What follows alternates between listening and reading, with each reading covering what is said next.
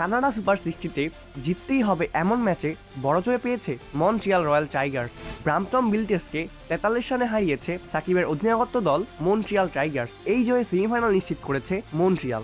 আগে ব্যাট করতে নেমে 7 উইকেট হারিয়ে 130 রান জড়ো করে মন্ট্রিয়াল টাইগার্স। জবাবে 6 উইকেটে 87 রানে থামে ব্রাম্পটন ব্রিজ।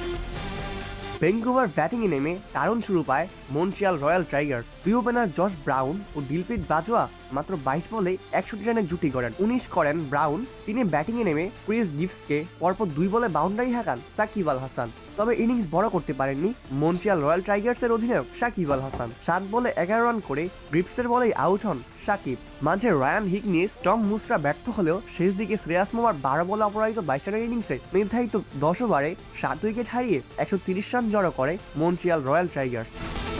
রান তাড়া করতে নেমে শুরু থেকেই মন্ট্রিয়াল বোলারদের দারুণ বোলিংয়ের মুখে পড়ে ব্রাম্পটন।